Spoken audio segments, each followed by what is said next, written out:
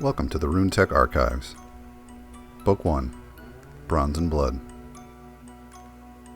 Chapter 5, Ink and Echoes. I went back upstairs and gave the apartment another once-over. I cleaned up what was left, swept the broken glass into a pile, straightened the chair they'd knocked over, but only half-heartedly. The rest would have to wait. Full cleanup would take time. The lamp in the corner flickered, half dead with a cracked rune plate. I didn't bother fixing it. Let the place stay dim. Sleep was a lost cause anyway. My nerves were still buzzing, the kind of drone that sits behind your eyes and won't fade. The clock on the wall ticked loud enough to remind me what I already knew. Time was running out. I could sleep when I was dead. Hopefully that's later and not sooner. I headed back downstairs and shut the world out. The blinds rattled closed, the door locks clicked, the shade fell into place. The golden haze from the rising sun bled across the floor, then vanished, snuffed out like a candle. The workshop dimmed, shadows reclaiming their corners. I crossed to the back wall and crouched behind the center bookshelf, running my hand along the lowest shelf. My fingers found the small, almost imperceptible indentation. A quick press and the mechanism responded. Gears turning, a low grind, and then a heavy click. The shelf slid a few inches forward from the wall. I gripped the edge and pulled it aside, revealing the hidden door behind it. A sturdy pine door worn with age. The frame was carved edge to edge with runes, some common, others of my own invention, all of them Nordic-inspired. No handle, just an iron plate in the center with a single keyhole, the metal plate pitted and blackened. One large rune encircled the keyhole like a seal. Some runes were etched from memory and others from madness. The ones I invented came to me in dreams I didn't remember having.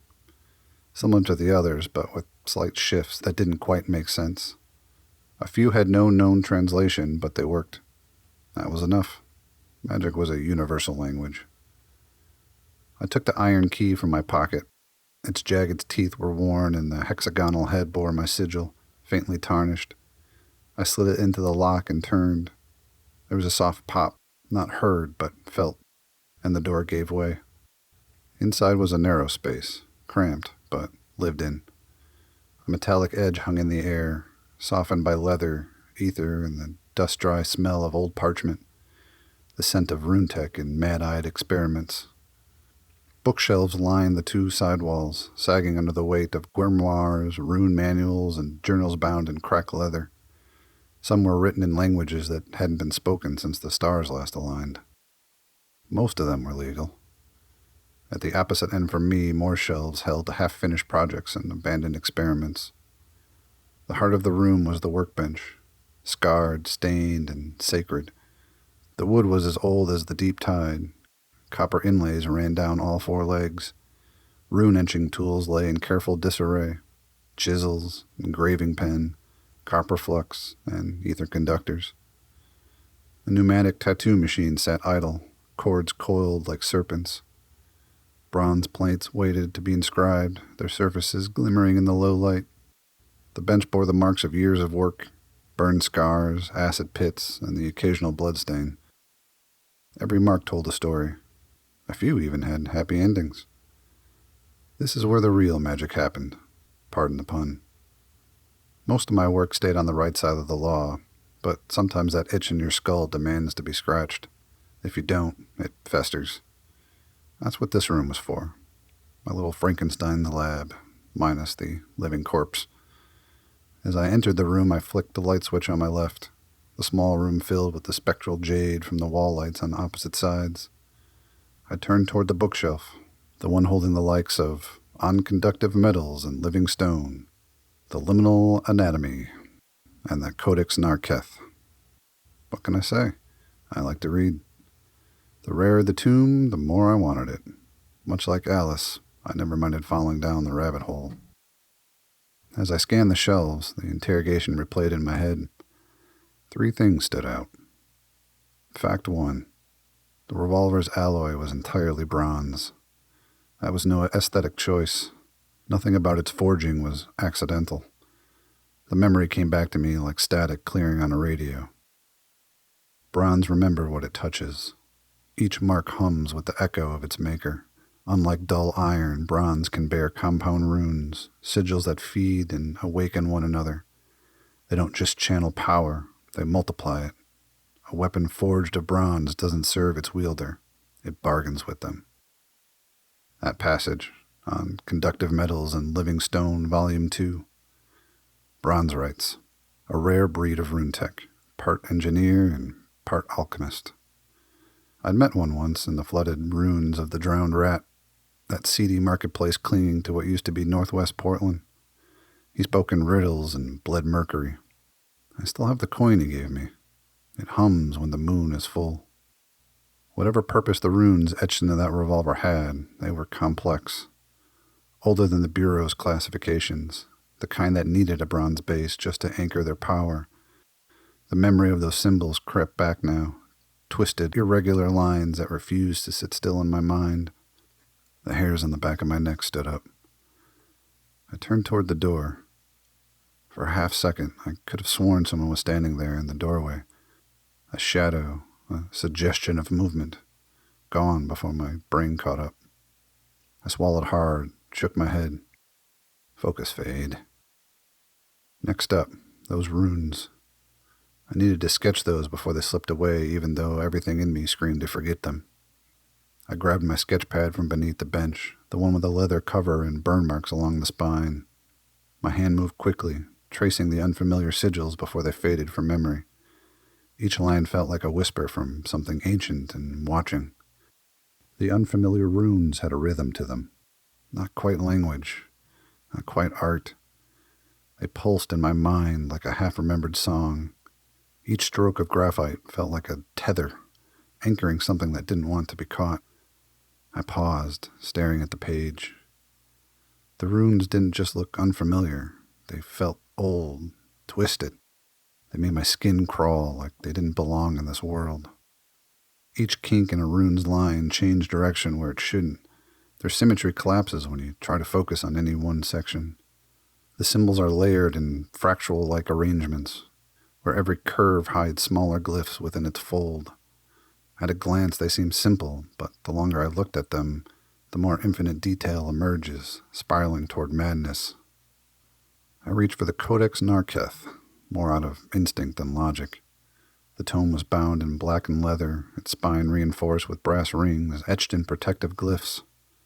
I found it in a sealed crate beneath the ruins of a collapsed observatory, buried under salt and time. Most scholars dismissed it as apocryphal nonsense. I flipped through the pages, careful not to let the ink touch my skin. The codex was written in a dialect older than the known tongues, a language that bent meaning like light through warped glass. I scanned the margins, looking for anything that resembled the runes I'd sketched. Nothing matched, not exactly, but there were fragments. Partial glyphs, broken sigils, hints of a structure that felt familiar, like echoes of the same voice heard through different walls. It would help if I could read any of it. I scribbled a note underneath the rune sketches. No known match. Strong possibility tied to Narketh. Codex fragments suggest shared root. I leaned back and rubbed at my eyes. The sketches sat quiet, but I could still feel them watching me, like they were waiting for something. Or someone. I glanced at the codex again. Narketh was an entity, buried in myth and madness, awakened 4 decades ago now. Something that should have stayed buried, but someone had the bright idea to call it out at the end of the war. The kind of thing you didn't study, didn't even speak aloud unless you had a death wish or a very good reason. Sometimes those are one and the same. I didn't know it yet, but I'd just opened a door that should stay closed, locked and bolted. Then, of course, the most damning. My sigil on the gun. And that's where I'd start. I slid the codex back onto the shelf and reached for my copy of Symbology in the Living Circuit, a treatise on runic mechanics and signature binding by Professor Elira Vost.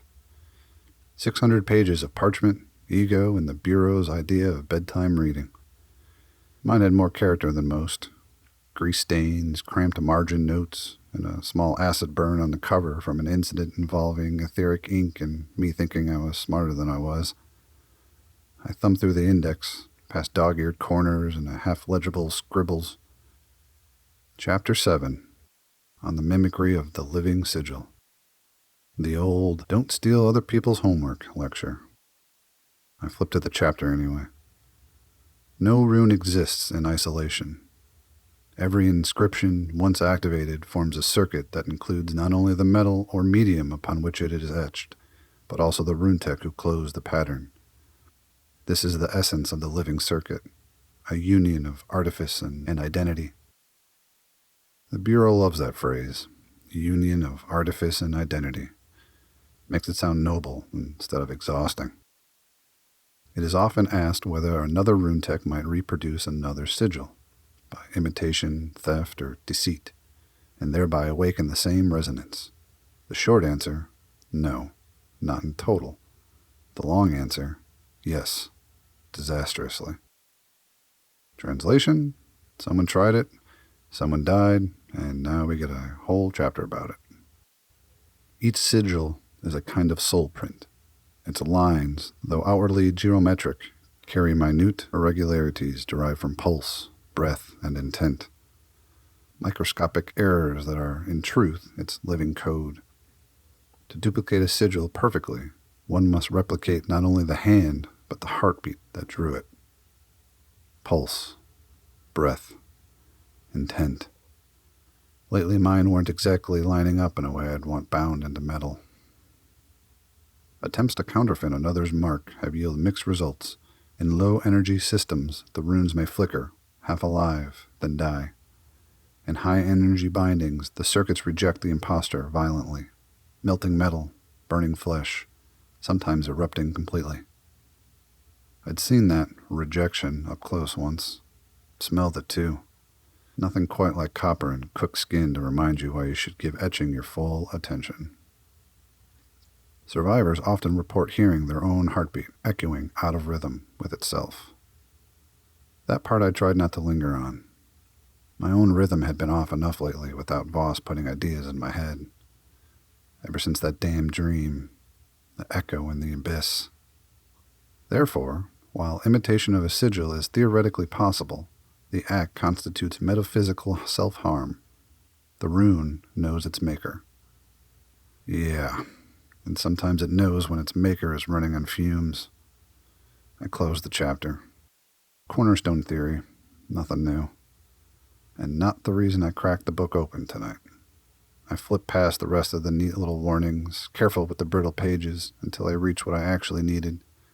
A folded sheet tucked between chapters 7 and 8. Old, yellowing, and stamped with the Bureau's redaction signal so heavy-handed it was practically screaming forbidden. Addendum 13 on transference of signature by blood medium. They'd struck this from later editions. Buried. Supposed to be gone. Mine shouldn't have survived. I unfolded the sheet carefully, the kind of careful you use with venomous things. It crackled like old teeth. The following experiment was conducted only under controlled conditions. The record is preserved here for completeness and to dissuade repetition. The Bureau's favorite rhythm. We did something awful. Please never do something awful. The theory proposed that a runetech sigil might be transferred rather than imitated, its resonance copied through a living conduit rather than by hand. Transference. Even the word brought a bitter taste to my mouth. Too intrusive, too desperate. Acquired materials. The subject. Essence of the intended originator. Blood, hair, or nail. Freshly drawn blood preferred. Ether-saturated bronze dust, and a binding liquid. Fresh blood preferred. Always a good sign when a scientific paper reads like a witch's shopping list. The subject, hereafter the recipient, ingested a mixture of the originator's blood and ether-saturated bronze dust, then began etching the sigil. I frowned at that. Bronze again. I hadn't worked much with bronze myself. Most runetechs didn't. The alloy had a way of buzzing angrily underneath your fingers, like it had opinions about being used. Not to mention it's highly regulated by the BME. But now it kept cropping up in old experiments, fringe theories, the Bureau's redacted margins. Surely not a coincidence. During the etching, the recipient maintained constant mental focus on the originator, establishing a closed vital circuit, causing the recipient's heartbeat to sync with the originator's. Heartbeat syncing. Nothing creepy about that. Nothing at all. As the rune neared completion, the lines began to pulse in rhythm with both heartbeats. I could picture it. 2 pulses chasing each other through copper lines like snakes eating each other's tails. At the final stroke, the circuits collapsed inward. The recipient's pulse doubled, then faded. The recipient's heartbeat never returned. Of course it didn't. Nobody experiments with heartbeats in bronze dust and walks away smiling. Subsequent analysis showed the transferred signature decayed within 1 lunar cycle, erasing itself. Further attempts produced increasing instability, as though the medium remembered previous circuits. Runes remembering. Great. As if they didn't already have enough personality. The phenomenon suggests a sigil impressed through this ritual demands a singular heart. 2 may beat as 1 for a time, but only 1 continues. I let out a slow breath. 1 heart wins, 1 heart loses. No wonder this thing got buried. Note: further experimentation prohibited under Section 12 of the Etheric Ethics Charter. Section 12, the chapter you break out when you need to tell someone, please stop killing test subjects. Below the dry bureau scripts had a line in my own handwriting, cramped and irritated. Note: do not try this at home. Yeah, no shit. No wonder the public editions shaved this whole section clean. And no wonder it had taken me months of favors and sketchy backroom trades to get an unredacted copy. I'd written it off for years. Workshop ghost stories, drunk Runetech cautionary tales. But as I reread the page, the air around me seemed to tighten. And beneath the steady resonance of the copper lines on the walls, I heard it again. Faint, steady. A heartbeat. Not mine. Echoing from somewhere deep like memory moving through water. The same rhythm that haunted my dreams. For the first time, I understood what it was. The pulse wasn't just sound. It was the link. The echo between maker and mark. 2 heartbeats. 1 stolen. 1 surviving. And now, with my sigil on a murder weapon, the theory wasn't just plausible. It was personal. There was no question anymore. This was what happened to me. My sigil on the gun wasn't just copied, it was transferred. And if I'm still upright, some other poor bastard out there isn't. The thought twisted my insides with guilt. Deep down, I knew it was irrational. I had nothing to do with it. That didn't stop the fact that someone died because of me. The decay clause gave me a flicker of hope. If the signature erased itself within a lunar cycle, maybe I'd be off the hook. The math didn't work in my favor. The next new moon was a week away. I'd be dead long before then if someone didn't believe me. Or, more accurately, before I could prove it. Insightful, sure, but not the get-out-of-jail-free card I was hoping for. I retraced my steps. The last new moon was 2.5 weeks ago. That meant the ritual had to happen sometime after. And that meant someone had access to my essence. Blood, hair, nails. Unfortunately, that wasn't hard. A few years back, I'd gotten lazy about grooming. Grew a beard. On a whim, I decided to trim and style it myself. A few compliments later, it became part of my look, which meant beard trimmings were a regular feature in my bathroom trash. Then there were the tattoos, my more impulsive innovation. Rune etching into my own skin. Tattoos always leave behind blood and refuse. All it took was someone with motive, means, and a little magical recklessness. So, the means were there, but not the why. The clock in my head ticked louder. I forced another thought over it. A better question. Why Silas Blackthorne? I've been so focused on my own neck that I'd forgotten the bigger picture. One of the biggest mob bosses in Portland was dead. That wasn't just a murder, it was a power vacuum. Power vacuums don't stay empty. Who had the most to gain from Silas's early checkout? Didn't Silas have a son? I needed more information. Fast. The phone clanged in the front workshop, sharp and sudden, like a slap across the face. Is it true? The voice on the other end crackled through static. Gravel poured through a pipe.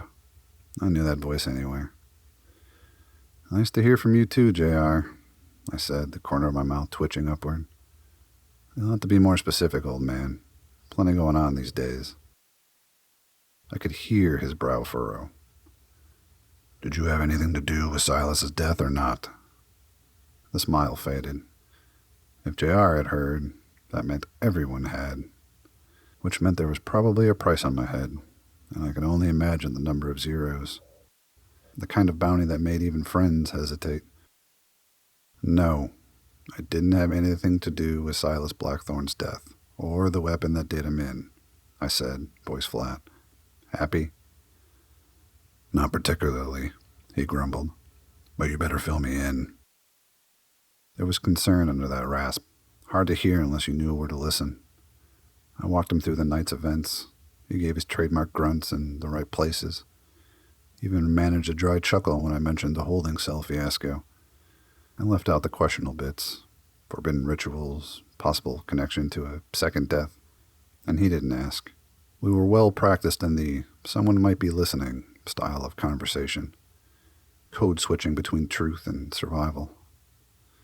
Sounds like you had a fun night, he said when I finished. Wouldn't mind a little less fun. Know the feeling.